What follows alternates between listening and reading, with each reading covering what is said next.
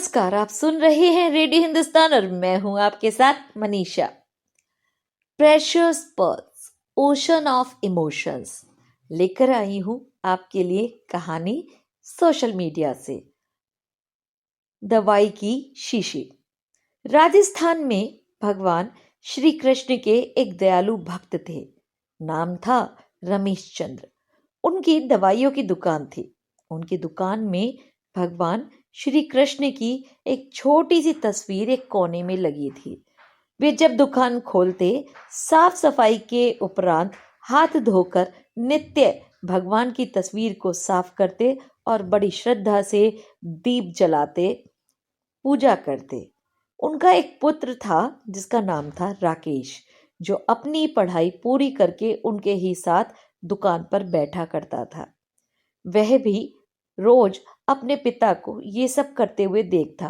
अब क्योंकि वो नए जमाने का आधुनिक पढ़ा लिखा नवयुवक था, तो अपने पिता को समझाता, भगवान वगैरह कुछ नहीं होते, सब मन का वहम है पिताजी। शास्त्र कहते हैं कि सूर्य अपने रथ पर ब्रह्मांड का चक्कर लगाता है, जबकि विज्ञान ने सिद्ध कर दिया कि पृथ्वी सूर्य का चक्कर लगाती है। इस तरह से रोज विज्ञान के नए नए उदाहरण देता और यह बताता रहता कि ईश्वर नहीं है। पिता उसको स्नेह भरी दृष्टि से देखते और मुस्कुरा कर रह जाते, क्योंकि वो इस विषय पर तर्क वितर्क नहीं करना चाहते थे, क्योंकि उनकी अटूट आस्था थी अपने ईष्ट में, अपने ईश्वर पर।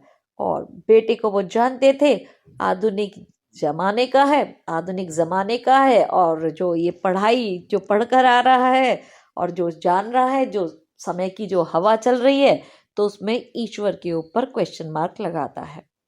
समय बीतता गया, पिता बूढ़े हो गए। शायद वो जान गए थे कि अब उनका अंतिम समय निकट ही आ चुका है।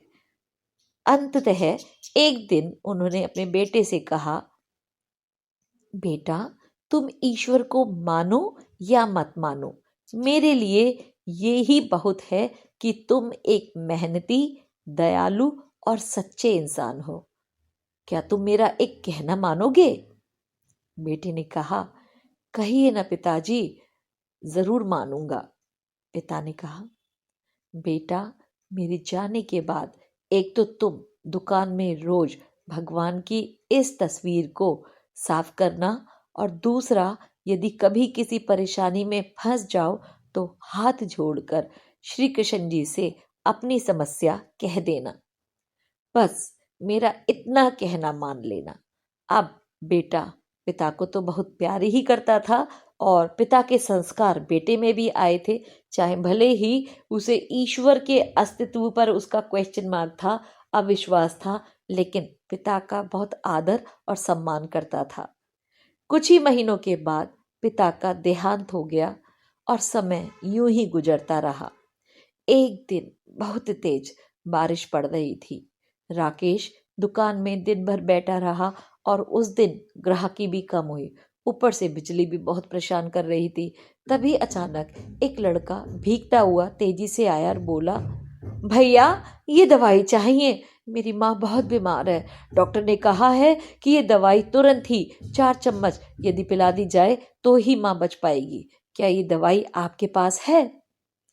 राकेश ने पर्चा देखा और बोला, हाँ हाँ, ये तो है मेरे पास। लड़का बहुत खुश हुआ और कुछ ही समय के लेन देन के उपरांत दवा लेकर चला गया। परंतु ये क्या, लड़के के जाने के थोड़ी ही देर बाद राकेश ने जैसे ही काउंटर पर निगाह मारी तो पसीने के मारे बुरा हाल हो गया उसका, क्योंकि अभी थोड़ी देर पहले ही एक ग्राहक चूहे मारने की दवाई की शीशी वापस करके गया था। राकेश ने शीशी काउंटर पर ही रखी रहने दी कि लाइट आने पर वापस सही जगह पर रख देगा। पर जो लड़का दवाई लेने आया था, वह अपनी शीशी की जगह चूहे मारने की दवाई ले गया, और लड़का ज्यादा पढ़ा लिखा भी नहीं लग रहा था। हे भगवान!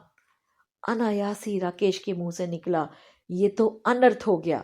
तभी उसे अपने पिता की बात याद आई और वह तुरंत हाथ जोड़कर भगवान कृष्ण की तस्वीर के आगे दुखी मन से प्रार्थना करने लगा। हे प्रभु!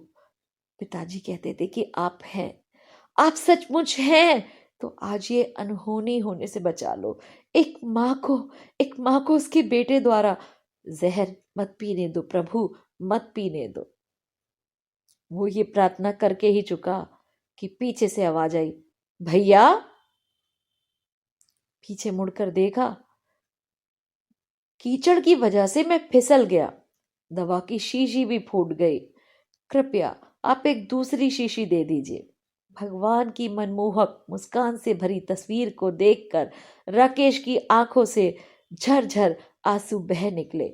उसके भीतर एक विश्वास जाग गया था और एक नया उजाला उदित हुआ कि अवश्य ही कोई है जो सृष्टि चला रहा है, जिसे हम परमात्मा कहते हैं, ईश्वर कहते हैं। प्रेम और भक्ति से भरे हृदय से की गई प्रार्थना कभी व्यर्थ नहीं जाती है। तो दोस्तों, आशा करती हूँ ये कहानी आपको अच्छी ही लगी होगी। और सबसे बड़ी बात है कि ईश्वर की आस्था और जो विश्वास है वो यदि दिल में हो तो जीवन के तूफानों के बीच में भी हमें रोशनी मिलती रहती है।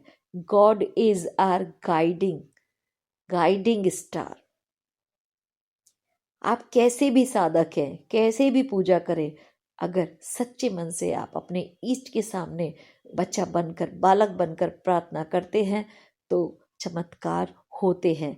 आज की डेट में जो महान लोग बागेश्वर धाम सरकार पर उठा रहे हैं सवाल, तो उनसे मेरा एक प्रश्न है कि बागेश्वर धाम सरकार तो बहुत ऊंचे हैं, बहुत सिद्ध हैं जगह वो, और धीरेन्द्र शास्त्री जी भी सिद्ध पुरुष हैं, लेकिन हम जो आम लोग हैं, क्या क्या कभी हमने अपने जीवन में ईश्वर की कृपा का अनुभव नहीं किया? क्या कमेंट बॉक्स में इंतजार करूंगी कि आप अपने कुछ ऐसे पल शेयर करें जब आपने ईश्वर की शक्ति को, दिव्यता को, चमत्कार को अपने जीवन में अनुभव किया हो। तो मिलती हूँ एक नई कहानी के साथ। Ocean of emotions, precious pals, Manisha सुनाएगी आपको एक नई कहानी। तब तक करते रहिए काम और सुनते रहिए रेडियो हिंदुस्तान। जय श्री राम।